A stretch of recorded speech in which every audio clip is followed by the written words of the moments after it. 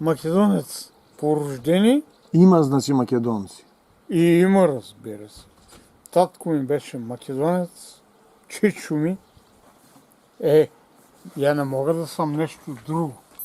Съм македонец. Така мина моя живот и кога бех на училище, средна школа, ме готвя за изключване от това се викаше ДКМС, Димитровски комунистически младежки съюз. Не можеш да прогресираш към друго, ако не си ДКМС. И ме беха обявили за изключване от училище.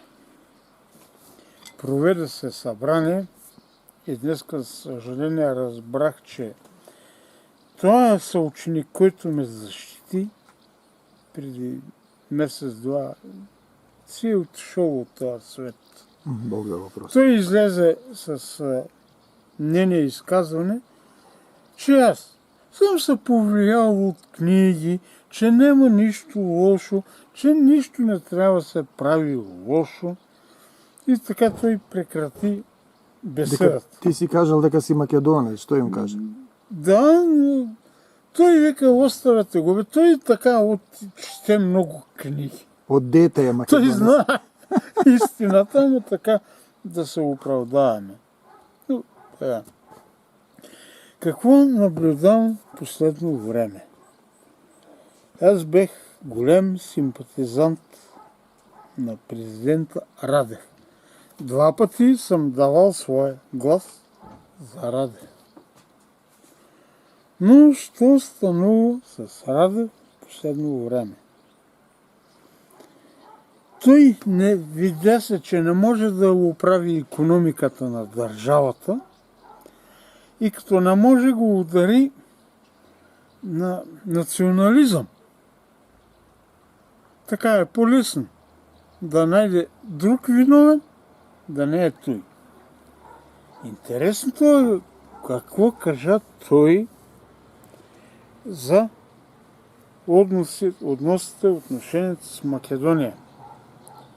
Той каза така: в края на Втората световна война манастир Прохор Пчински е Аснум. България идва 9 септември. Но каза и друго, което нещо е много впечатляващо, че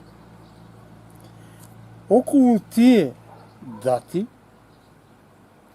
в Македония са избити в концлагери точно 10 000 българи. Абе, ка ни е един повече, не е един по-малко. А па още по-фрапиращо, защо не кажа поне едно име? Да каже, това е българин от Македония и Госови Тапали.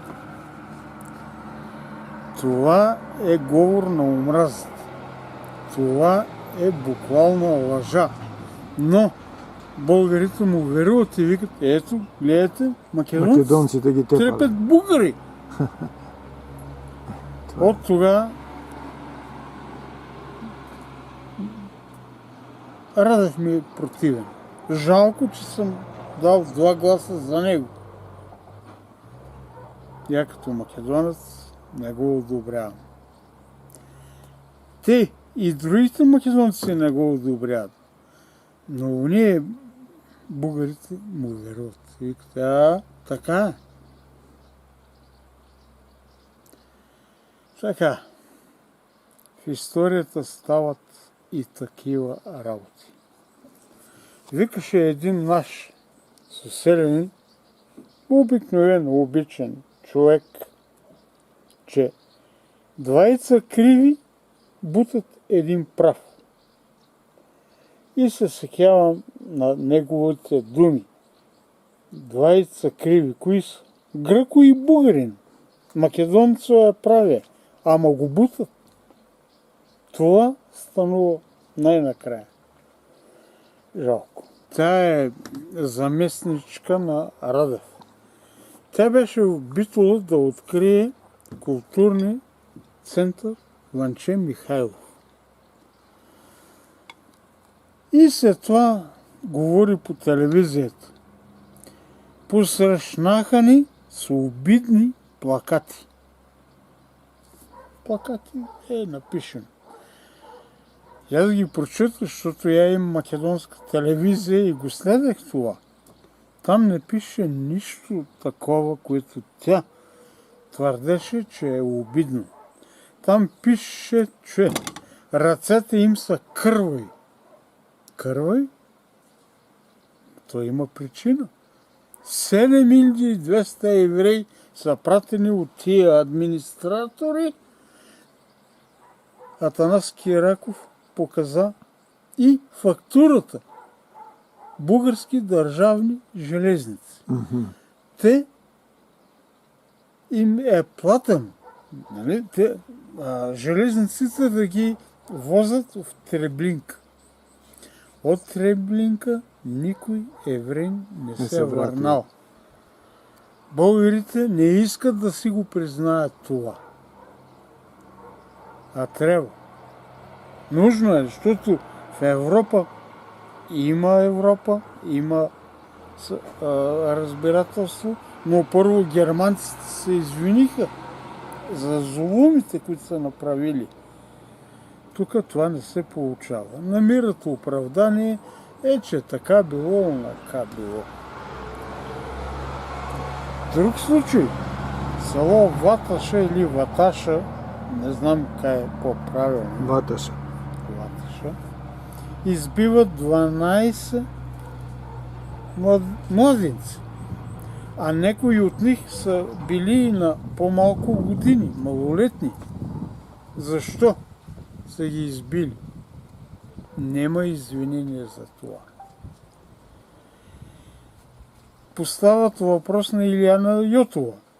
Защо България е осъдена 14 пъти в Страсбург за делата на Омо и Линден?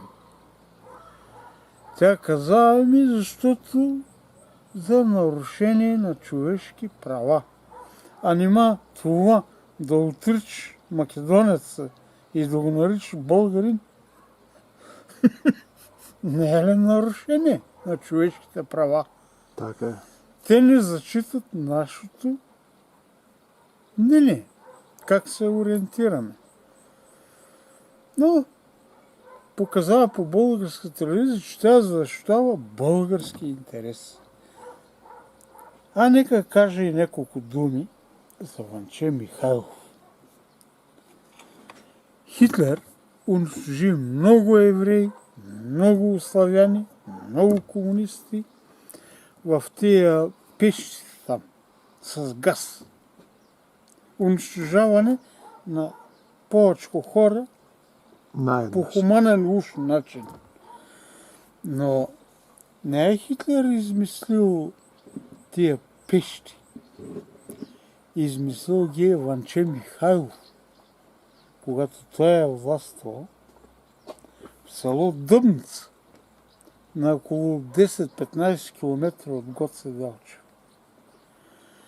Той е осъждал кой да живее и кой да умира.